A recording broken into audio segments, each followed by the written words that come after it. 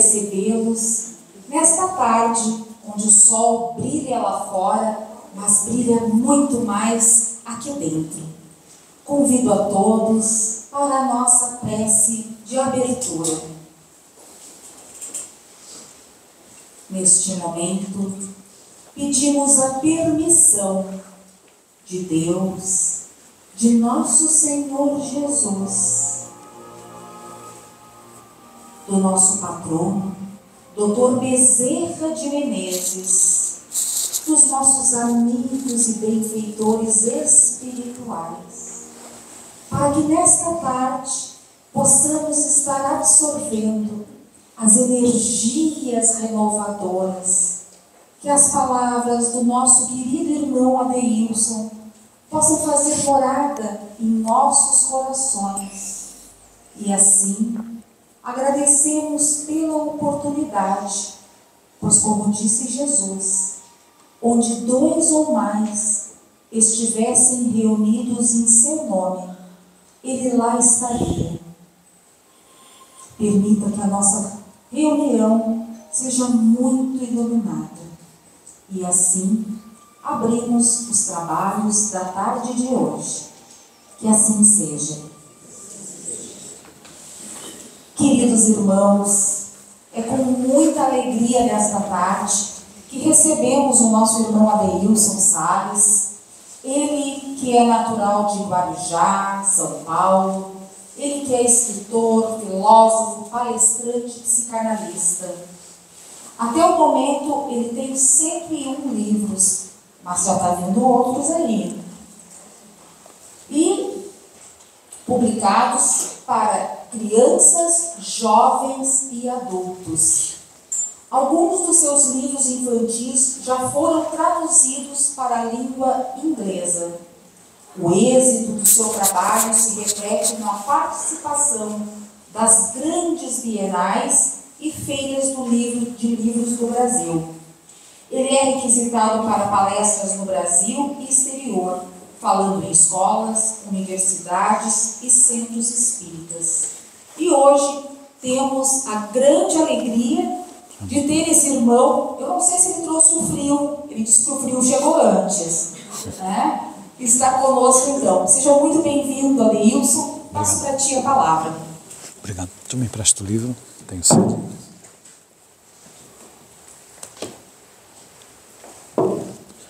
Boa tarde. Boa tarde a todos e todas.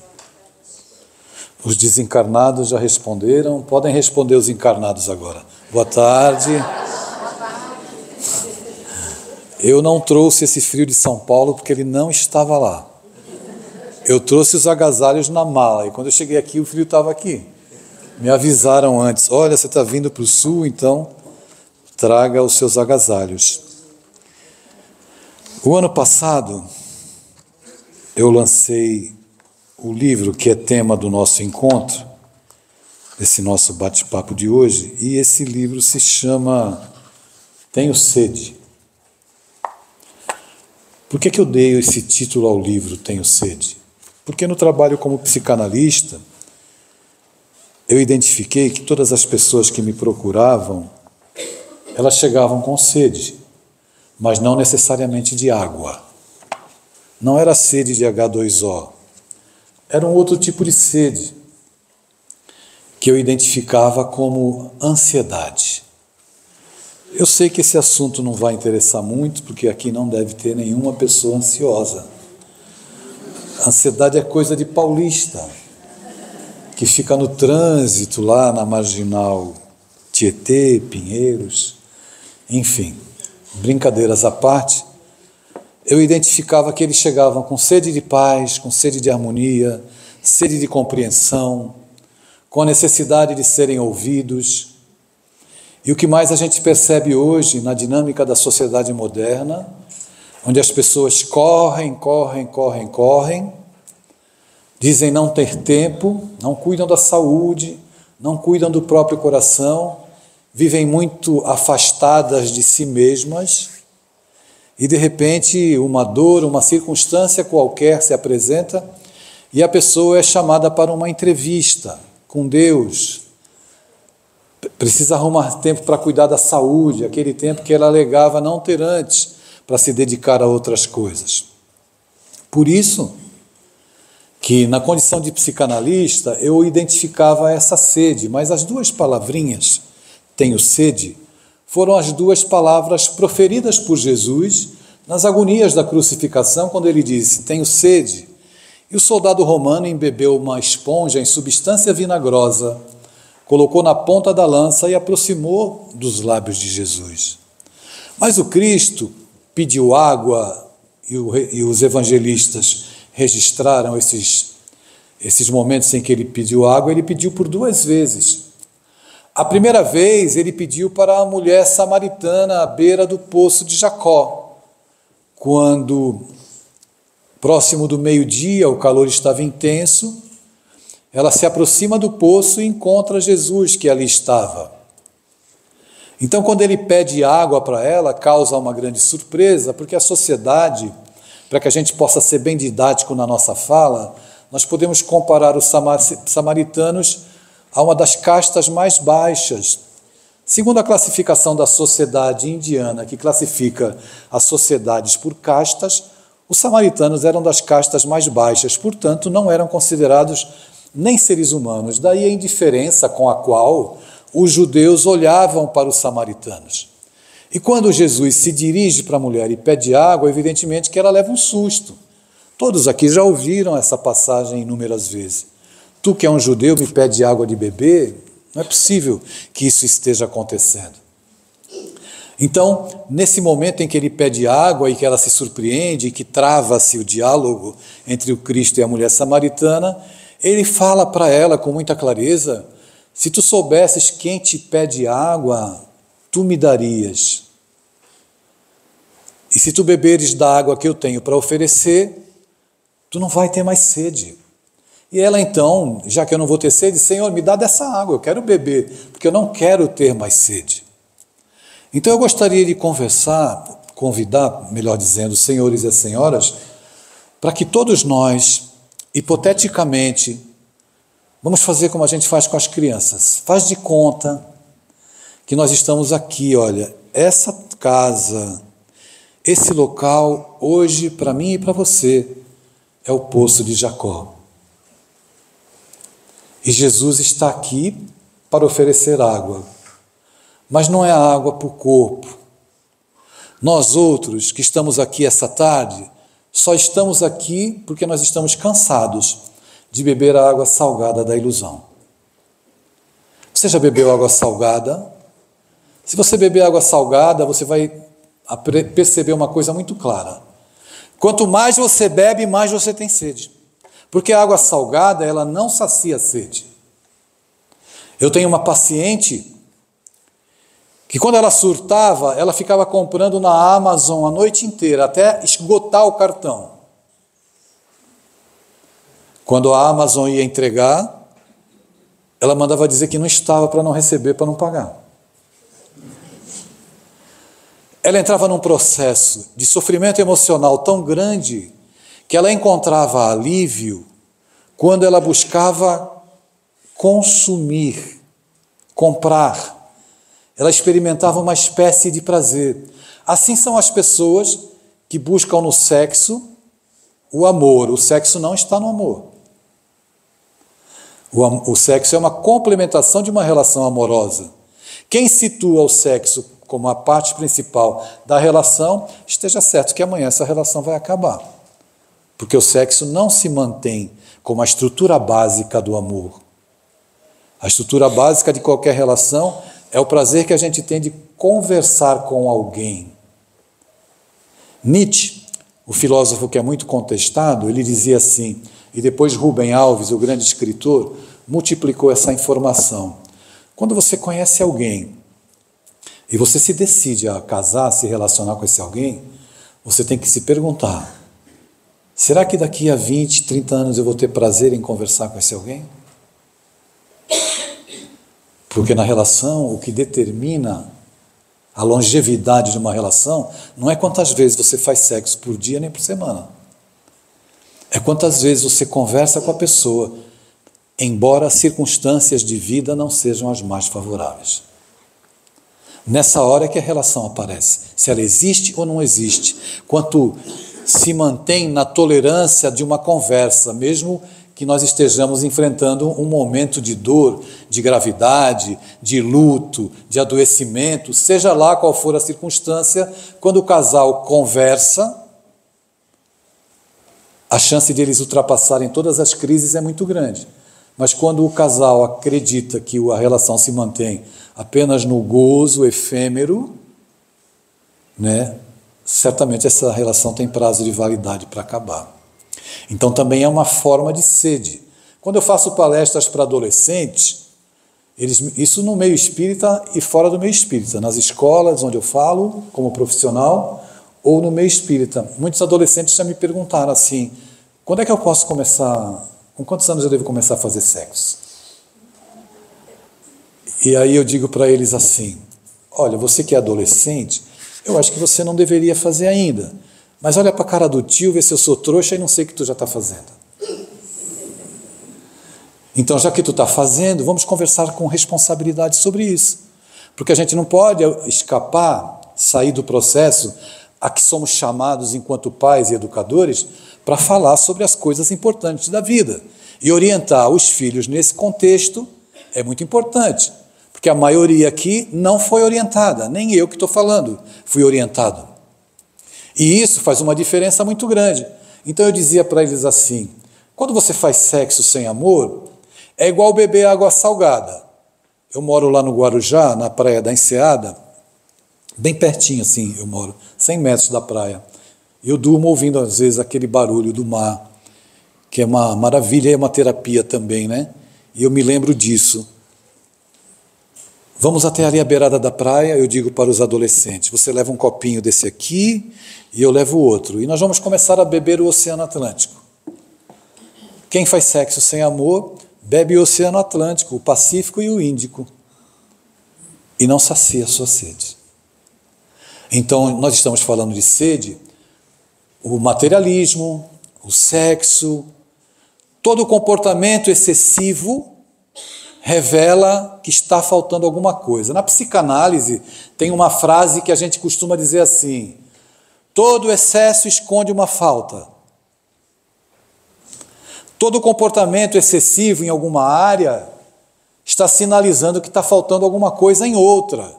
E normalmente é no campo afetivo, normalmente é no lado emocional. E isso é muito sério. Todos que estão aqui por quê? Porque vieram olhar para os meus olhos azuis, porque gostam de sair no frio ou porque estão com sede?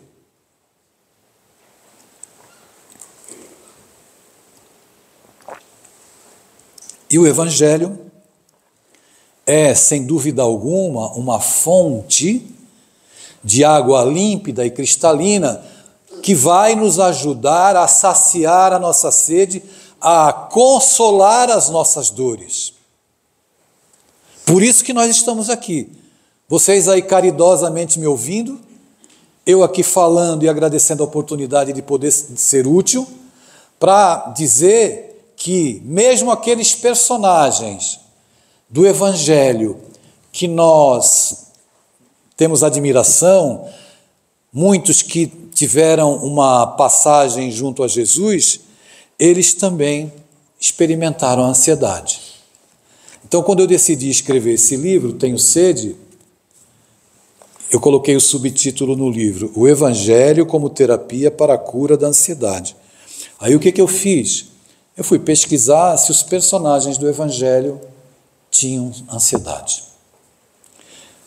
Então, tem gente que acha que eles não tinham ansiedade. Todos tinham, porque todos eram seres humanos como eu e você. Imagine a situação de Maria de Nazaré. De repente, dizem para ela assim, Maria, Herodes mandou matar as crianças. Vocês acham que ela ficou ansiosa? Quando disseram para ela que iriam matar as crianças e ela com o menino Jesus nos braços? O que vocês acham? Ela ficou ansiosa? Pessoal, deixa eu dar um aviso. Se vocês responderem logo, vai acabar logo, pelo amor de Deus. Respondam, então. Para acabar, para ir para casa e esquentar o pé, porque está frio. Ela não ficou ansiosa? E eu poderia ficar citando aqui Bartimeu, Zaqueu, Maria de Magdala, vários personagens que experimentavam ansiedade diante dos problemas particulares que ele tinham. Então, cada um de nós aqui vivencia um tipo de problema. Cada um de nós aqui carrega a sua cota de dor e de lágrimas. E vivemos processos de ansiedade na nossa alma. Agora, como psicanalista, eu posso dizer para você, de graça, porque vocês não vão acreditar, as pessoas me pagam para escutar elas falarem. Vocês acreditam nisso? As pessoas ligam e falam, Adeilson, eu quero marcar uma sessão com você. Eu digo, mas você quer que eu faça o quê? Quero que você me ouça. Quanto que você cobra? Elas pagam, minha gente. Eu estou fazendo uma brincadeira para deixar o assunto mais leve, mas essa é a grande realidade, porque muita gente vive num contexto familiar hoje em que cada um está isolado dentro de casa. E lá no Livro dos Espíritos, na pergunta 775, Allan Kardec indaga assim aos imortais: quais seriam para a sociedade as consequências do relaxamento dos laços familiares? E os benfeitores respondem, resposta curtinha, uma recrudescência do egoísmo, um aumento do egoísmo. Então as pessoas parece que se transformaram em ilhas, cada qual num canto, vivendo das suas próprias percepções, das suas deduções, e a família vive se fragmentando cada vez mais. Então é claro que quando alguém sofre, adoece, e é importante a gente deixar uma coisa muito clara aqui, preste atenção no que eu vou lhe dizer, onde tem problema emocional, tem problema espiritual também. Onde tem problema espiritual, tem problema emocional. Essas duas instâncias do comportamento humano, elas se confundem, você não tem como separar, isso é espiritual e isso é emocional. Não dá para separar. Mas a gente está aqui numa casa espírita, fazendo uma abordagem e trazendo a informação de que a nossa sede tem um nome, é ansiedade. E essa sede pode residir no teu desejo de querer controlar a vida dos outros. De querer controlar o filho, é minha propriedade. Não é, sinto muito lhe informar. De querer controlar o marido, é minha propriedade. Também não é. Ou de querer controlar a esposa, é minha propriedade. Não é, as pessoas não são nossas, elas não nos pertencem. Cria-se essa ilusão, o meu filho não é aquilo que eu quero, mas ele vai ter que se transformar naquilo que eu entendo que ele deva ser. Sinto lhe informar, não vai. Então a gente transita numa faixa de entendimento da vida em que a gente fica durante muito tempo acreditando que exerceremos um controle ou esperando correspondência das pessoas. É uma sede. Desse comportamento deflagra-se processos de adoecimento emocional e também abre campo no nosso psiquismo para que as influências espirituais acabem se infiltrando. Então o que você está querendo dizer com isso? Estou querendo dizer que, em primeiro lugar, você tem que cuidar de você. Então, às vezes, pacientes me procuravam, mulheres em sua grande maioria, né? Não que os homens não sofram, não, os homens são os piores, só que eles são machões. Eles não têm coragem de admitir que precisam de ajuda, não têm coragem de admitir, eu preciso fazer terapia, é coisa de gente fresca. Quando não dizem coisa pior, pobres coitados. Não é? Assim como muitos, exame da próstata, não, eu não. Mas não são machos, machões? Tem que ir lá mesmo, no médico, como eu já fui. Porque a gente precisa cuidar da saúde e preservar a nossa vida. Então a gente é muito imaturo, é muito infantil, alguns comportamentos. Então a mulher chega e me procura. Não está bem no trabalho, não dorme bem, não está bem no casamento, não está bem como mãe, não está bem consigo mesmo. Aí eu digo para ela assim, olha, você está falando comigo, eu estou vendo diante de mim um quebra-cabeça com as pedras todas separadas, as peças. Qual é... Aí eu vou fazer essa pergunta, eu fiz para os pacientes, mas eu vou fazer para os senhores e para as senhoras. Você não precisa responder para mim. Eu quero que você responda para você mesmo, tá bom? Pode ser, pessoal? Vamos lá, então. Em que lugar que você está na sua vida? O que está em primeiro lugar para você hoje? A maioria vai dizer assim, é o meu filho, é a minha família, é o meu casamento. Aí você vai olhar, a criatura está em quarto, quinto lugar. Ela acha que se ela estiver lá em quinto lugar, não, eu vou entregar minha vida pelos meus filhos. Coitada. Daqui a pouco os filhos vão embora. E muitos nem vão reconhecer. Então, para que você seja uma mãe assertiva, uma esposa assertiva, uma mulher assertiva, um pai assertivo, um filho assertivo, um marido, você tem que estar em primeiro lugar. Quando você está bem, você é bom para tudo que acontece à tua volta. Você é um bom pai, você é um bom irmão, você é um bom profissional. Se você não está bem, você não é bom em nada. Você está fugindo. Olha, essa pergunta que eu coloquei ontem, essa frase, eu disse ontem à noite, lá no... Onde eu fiz palestra ontem? Amigo Germano, em Porto Alegre. Conhecem? Fiz palestra lá ontem. E estava frio lá ontem, hein? Eu não sabia se eu falava ou se eu ficava com a mão no bolso. Mas eu vou trazer a mesma... Eu acho que eu vou falar essa frase em todas as palestras que eu fizer. Não é, Alexandre? Eu vou dar essa frase de graça para vocês.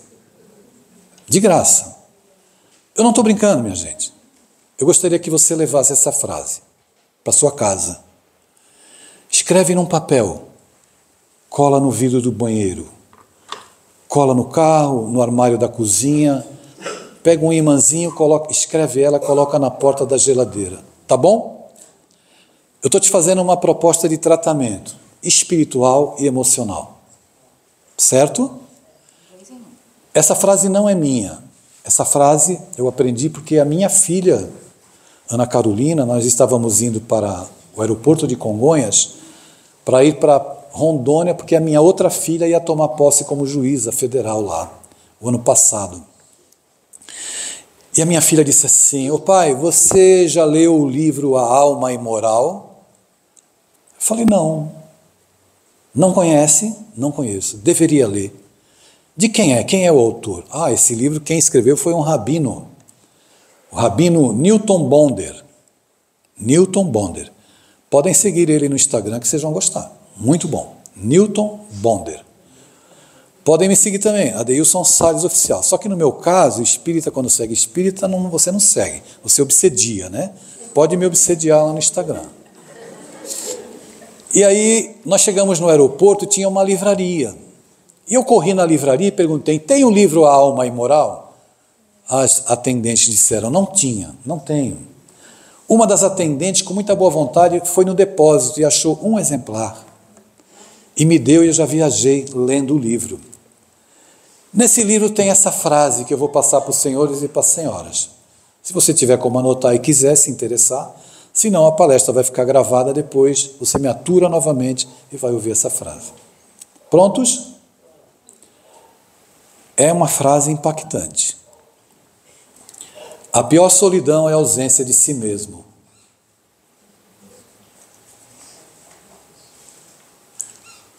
A pior solidão é a ausência de si mesmo. Você tem andado em sua companhia? Você tem feito companhia a si mesmo? Ou você está cuidando da vida dos outros? Mas eu moro sozinho. Nem assim você tem garantia de que está em sua própria companhia.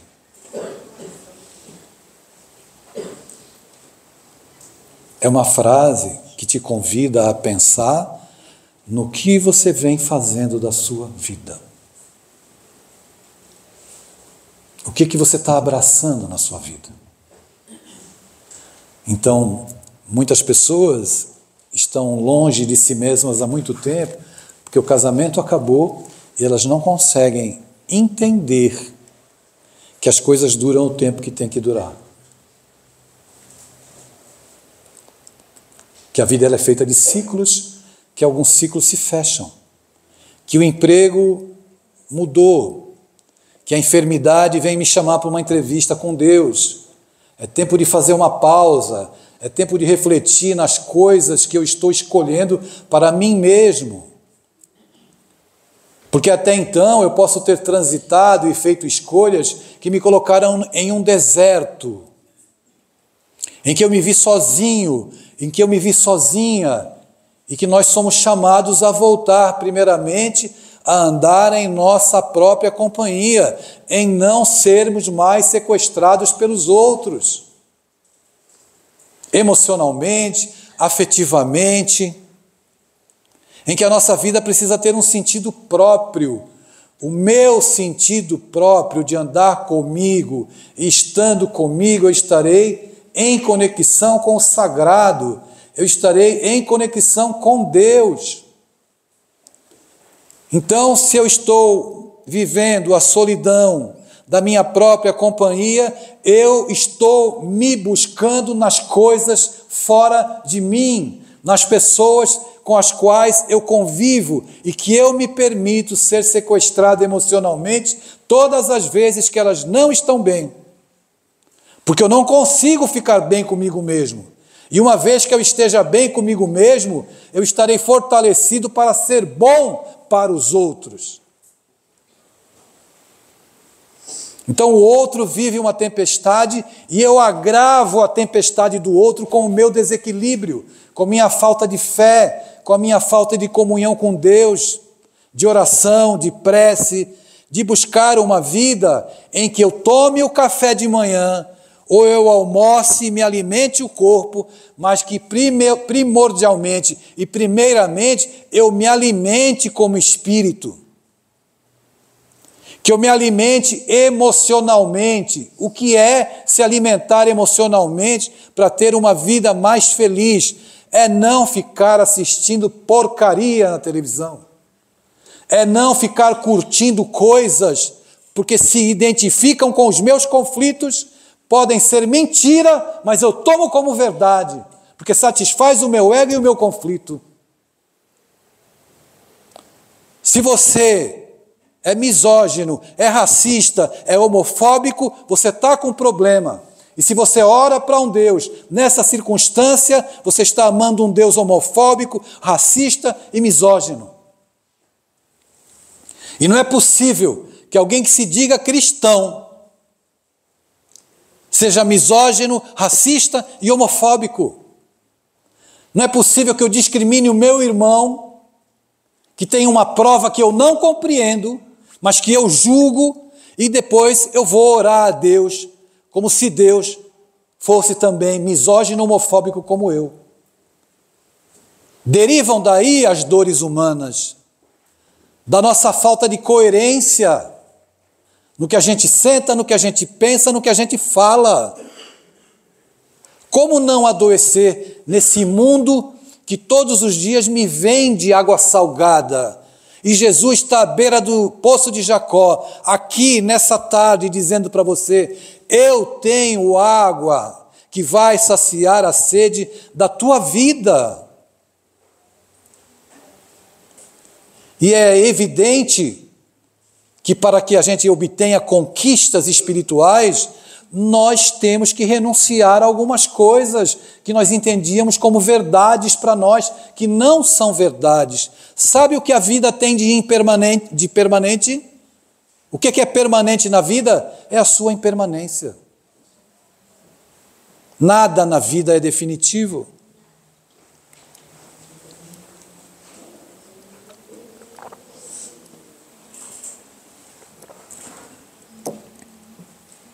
Em 1948, uma composição férrea, um trem, preparava-se para se deslocar da cidade de Bombaim para Calcutá, na Índia. Naquele horário, o trem ia muito apinhado. O calor insuportável.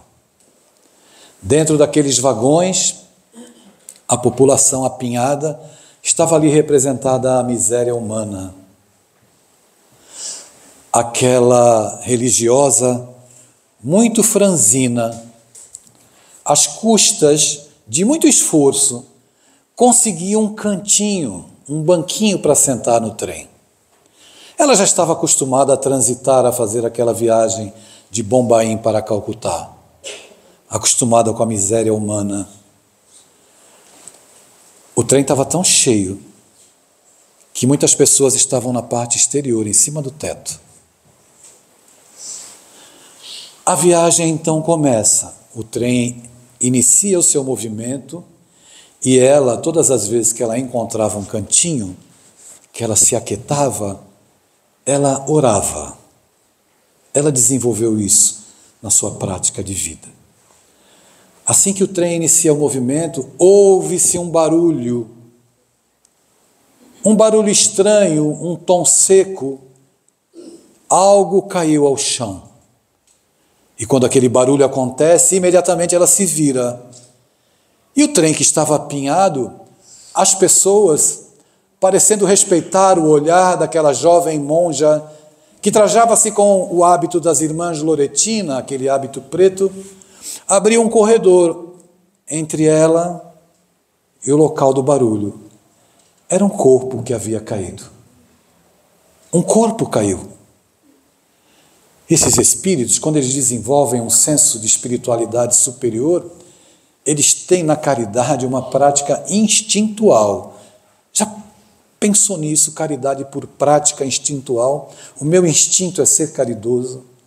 Quando ela olha e vê o corpo, ela se põe de pé imediatamente. Ela caminha até o corpo, ajoelha-se ao lado. Era um homem, já muito idoso, as faces macilentas, o cabelo nevado pelo tempo, a boca ressequida. Ela ajoelha-se e coloca a cabeça dele no joelho, no chão, e ele diz duas palavrinhas: tenho sede. Ela olha para ele e no mesmo instante ela é arrebatada nas suas lembranças para mais de 2000 anos antes, na Palestina, quando aquele profeta Galileu disse as mesmas duas palavras: tenho sede. Ela olha para o corpo daquele homem e vê Jesus. E se indaga: Jesus ainda está com sede? E o que é que eu continuo fazendo? Será que eu estou fazendo algo para saciar a sede do Cristo? Ela ouve o burburinho das vozes da multidão de miseráveis no trem e parece ouvir o eco na boca daqueles miseráveis. Todos diziam, na compreensão dela: tenho sede. Essa mulher ficou posteriormente conhecida como Madre Teresa de Calcutá. Ela que tornou-se uma fonte e andou pelo mundo tentando saciar a sede dos miseráveis.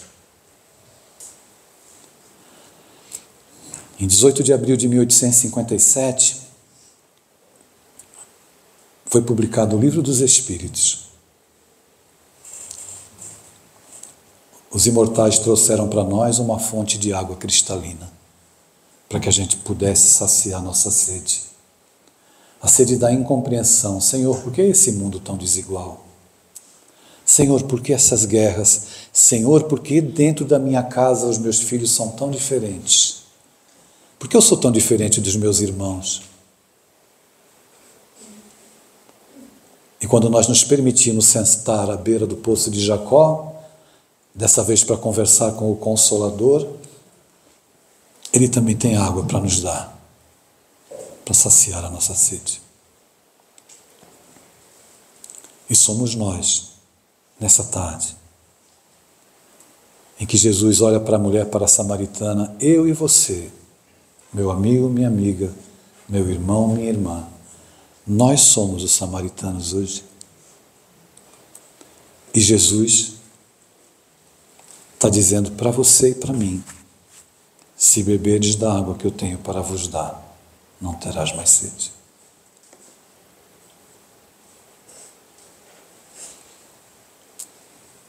Na sua casa, na rotina da sua vida, aquelas pessoas que muitas vezes pode parecer incrível o que eu vou falar, mas até dentro da nossa casa existem pessoas pedindo água de beber e nós não enxergamos. Nós precisamos prestar atenção nos samaritanos que estão dentro da nossa casa. Você que é pai, você que é mãe, você é o Emmanuel na vida do seu filho, da sua filha. Você é a Joana de Ângeles na vida dos seus filhos.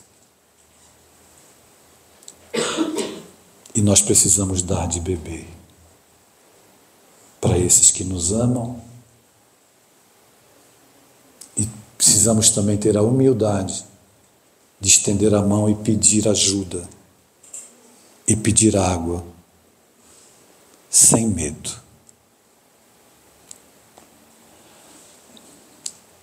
É até 15. Eu contei essa história ontem, lá, no amigo Germano.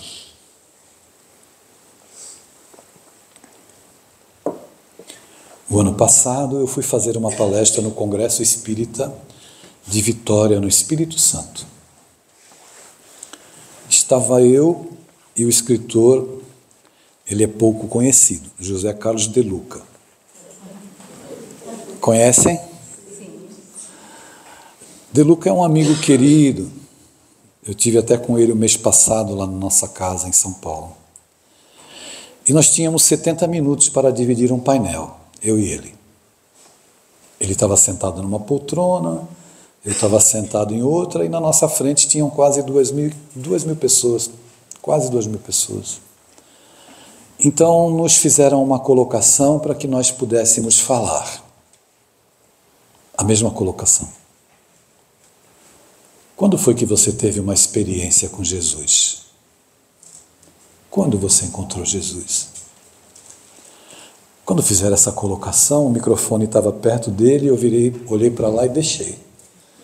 Deixa ele dizer quando ele encontrou Jesus, que eu vou tentar lembrar se eu encontrei Jesus em algum momento. Ele falou, estava chegando a hora de eu falar. Então me passaram o microfone. E eu lembrei. Gente, eu encontrei Jesus.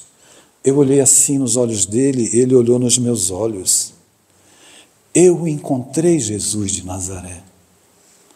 Ele disse assim no seu evangelho: tudo aquilo que tu fizeres a um destes pequeninos é a mim que tu estarás fazendo. Não foi isso que ele disse? Pois é, sabe quando eu encontrei Jesus? Foi quando o meu filho olhou nos meus olhos e me disse assim: pai, faz 3 anos que eu faço tratamento psiquiátrico, porque eu surtei, porque eu me descobri como uma mulher.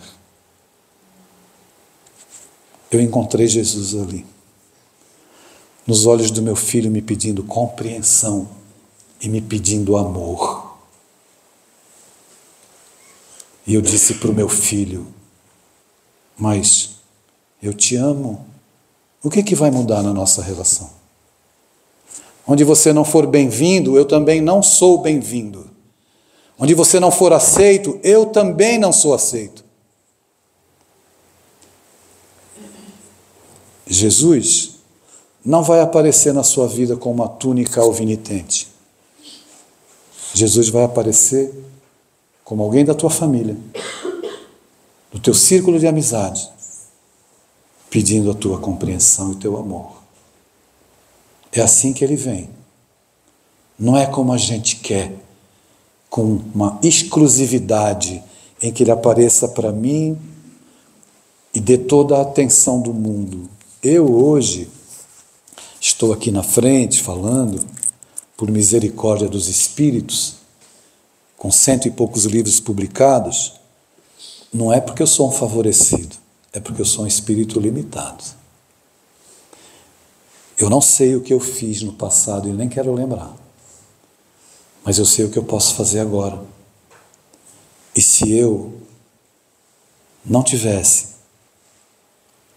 me sentado à beira do poço de Jacó, quando meu filho me disse que precisava de mim, e eu tivesse negado o meu filho, eu não estaria aqui hoje falando com os senhores e com as senhoras. Eu seria tudo, menos cristão. Pai que é pai, não renega seus filhos. O caráter das pessoas não está localizado na cor da pele, nem no uso de piercings de tatuagens. O caráter de um ser humano não reside nos órgãos genitais. O caráter reside naquilo que a gente faz na vida dos nossos semelhantes. Enquanto a gente não compreender essas coisas, a gente vai continuar com sede. Mas Jesus continua dizendo: o seu nome, querendo te dar, para você e para mim, água de beber, para saciar nossa sede. E nós estamos ainda no deserto, buscando água no mundo. O mundo não tem água para saciar nossa sede. O mundo aumenta a nossa sede, nos perturba, nos angustia, rouba a nossa paz. A gente está se encaminhando aqui para o final do nosso encontro. Eu não sei se tem ali, eu peguei emprestado esse livro Tenho Sede. Tem mais aí? Tem mais? Tem, né? Tem um outro livro meu, que é o mais recente que eu lancei, que eu acho que não tem ali, que eu nem falei dele, que é Ouvindo Deus na Tempestade, que é um livro que eu escrevi por causa de uma mulher que estava com câncer, que me procurou. De madrugada me mandou mensagem, eu fui fazer xixi às 4 horas da manhã. Quando voltei tinha a mensagem daquela mulher que eu nem conhecia pessoalmente, dizendo que precisava de mim, do meu acolhimento, né? Porque tinha sido diagnosticada com câncer. Por causa dela eu escrevi esse livro, Ouvindo Deus na Tempestade, porque Deus fala conosco antes, durante e depois da tempestade. Eu vou fazer palestra domingo sobre esse livro A Caminho da Luz, em Porto Alegre, às 10 da manhã, não é isso? A palestra vai ser só sobre o Ouvindo Deus na Tempestade. Hoje à noite eu vou falar lá no CELD, é isso? E amanhã? Amanhã à tarde, Bezerra de Menezes, Porto Alegre. Amanhã à tarde, Bezerra de Menezes, Porto Alegre. Sábado à noite, Bezerra de Menezes, Porto Alegre. À tarde, Paz e Luz à Tristeza. Amanhã à tarde? Sábado. Sábado à tarde, Paz e Luz na Tristeza. Eu não quero ir na tristeza, mas vão me levar lá. Espero não voltar depressivo. É o bairro Tristeza de Porto Alegre. Sim, eu não sabia. É o nome do bairro. Sim. E tem o bairro da Solidão também. Ai, meu Deus, eu não quero ir não também não. Tem a Praia da Alegria. Praia da Alegria. É para lá que eu vou. Oh, que delícia. Muito bem. Eu agradeço muito a atenção dos senhores e das senhoras. Só para mostrar para vocês, esse livro aqui, Juca, o Cavalo Marinho, eu tenho 19 livros publicados pela Federação Espírita do Rio Grande do Sul. Tem vários livros meus, tem muitos ali atrás. E esse aqui foi o primeiro, Juca, o Cavalo Marinho. Tem ali que eu estou vendo o Nosso Lar em Poesia, que eu escrevi para adolescentes, que tem o prefácio do senhor Divaldo Pereira Franco. Esse aqui é o Evangelho segundo o Espiritismo para crianças. O Evangelho tem 28 capítulos, não é isso, de Kardec? Não é isso, pessoal? É ou não é? Pensei que tinha faltado no estudo. E eu escrevi uma história infantil para cada capítulo do Evangelho. Então as crianças estão libertas agora, né? Porque eu ficava com pena das coitadinhas. O pai e a mãe pegavam o Evangelho de Kardec, abria ali e ainda perguntava para a bichinha: o que você entendeu do que eu li? Ô, judiação! Então, nós escrevemos as histórias infantis. E o meu 100º livro foi esse aqui, olha, o Livro dos Espíritos para Crianças. Então são 2 volumes, esse aqui é o primeiro, o segundo volume já está sendo ilustrado, vai ser lançado. Histórias infantis no primeiro volume, da pergunta número 1 à pergunta 584 do Livro dos Espíritos, e o segundo volume, que nós vamos lançar em breve, são da pergunta 585 à pergunta 1019. O meu muito obrigado, eu desejo que todos voltem para os vossos lares, em paz e felizes, porque é tão maravilhoso ter um lar. Não é maravilhoso ter um lar? Sim. Não é importante se esse lar é uma mansão, ou se é um ninho, ou se é uma casa no caminho, ou uma tapera ali na favela, um bangalô, seja lá o que for. O importante é que dentro dele exista a figura do amor, de mãe ou de pai, de esposa ou de amigo, a presença de um filho ou a companhia de um cão, porque é muito triste viver na solidão.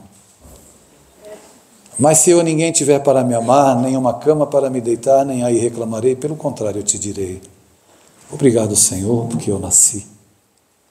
Muito obrigado porque eu creio em Ti, por todo o Teu amor, pelos senhores, pelas senhoras, pelas vossas famílias. Muito obrigado, Senhor.